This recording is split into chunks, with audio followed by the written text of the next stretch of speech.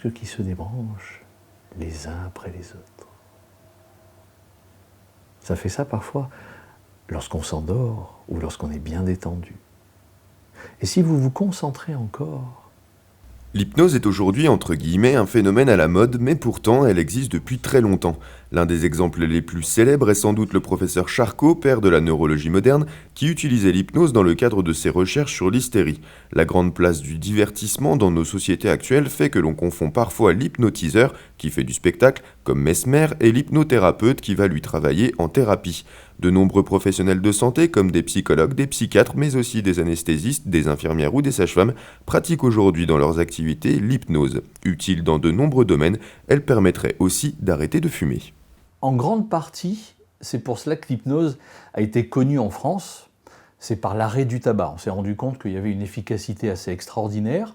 Beaucoup arrêtaient de fumer en une séance, ils sortaient de chez l'hypnothérapeute et oubliaient presque jusqu'au fait qu'ils aient fumé durant toutes ces années.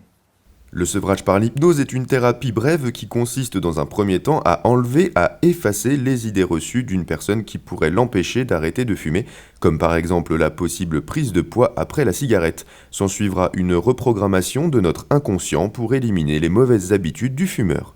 Notre inconscient, qui est cette partie neurologique de notre cerveau, enregistre des automatismes. Depuis notre enfance, il enregistre des automatismes. Et la cigarette peut en faire partie, en fait très souvent partie, puisque c'est vrai que la dépendance à la nicotine, ce qu'il faut savoir, c'est qu'au bout d'une demi-heure après votre cigarette, une demi-heure après avoir fumé une cigarette, la dépendance à la nicotine disparaît. 48 heures après, elle n'existe plus. Donc là aussi, il y a une idée reçue. Donc effectivement, c'est beaucoup les automatismes qui entrent en jeu. C'est-à-dire que le fumeur a l'habitude parfois de prendre son petit déjeuner, cigarette, puis une pause le matin, cigarette, déjeuner le matin, cigarette. Voilà, ce sont des automatismes. Et ça, on va aller demander par l'hypnose à une partie de notre cerveau qu'on appelle l'inconscient, on va aller lui demander d'effacer en fait ces programmes. Il a installé lui des programmes, différentes petites lignes qui sont là, et ces lignes, on va aller lui demander de les effacer. Mais on ne fait pas que ça, parce que si on lui demandait d'effacer uniquement ces lignes d'habitude, il manquerait quelque chose. Et c'est là où intervient le manque. Donc pour éviter cet effet de manque, cette irritabilité, on va aller lui demander de remplacer ces lignes de programme liées à la cigarette par d'autres lignes meilleures pour la personne. En installant dans l'inconscient d'autres habitudes en remplacement des automatismes du fumeur, celui-ci sera libéré de sa dépendance psychologique et finira même par ne plus y penser. Comme dans beaucoup de spécialités, d'autres méthodes existent aussi pour arrêter de fumer par l'hypnose.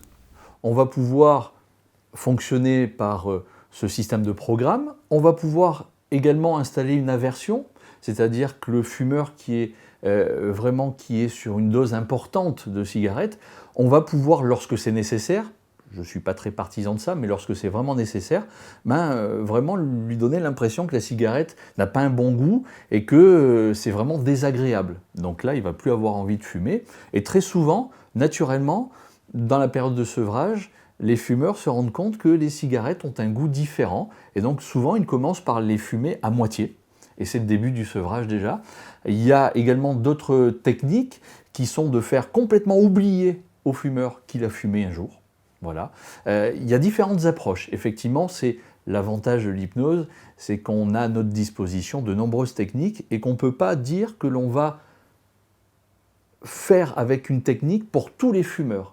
Chaque personne étant différente et donc absolument unique, on va s'adapter.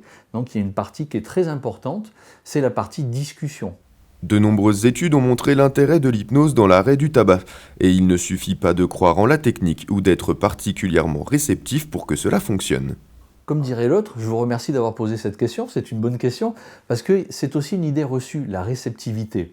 Et si vous permettez, je fais une petite parenthèse là-dessus, parce que nous sommes tous, en tant qu'êtres humains, réceptifs à l'hypnose.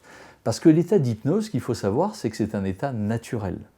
Vous, moi, n'importe quel adulte sur Terre, nous sommes c'est une moyenne, entre 15 et 20 fois par jour en état d'hypnose. C'est un état naturel. J'imagine que vous avez déjà été dans la Lune. Bon, pas comme Neil Armstrong, mais déjà vous avez eu le regard dans le vide, et puis hop, vous êtes revenu. Ça, c'est un état d'hypnose. Ça dure quelques secondes, quelques minutes.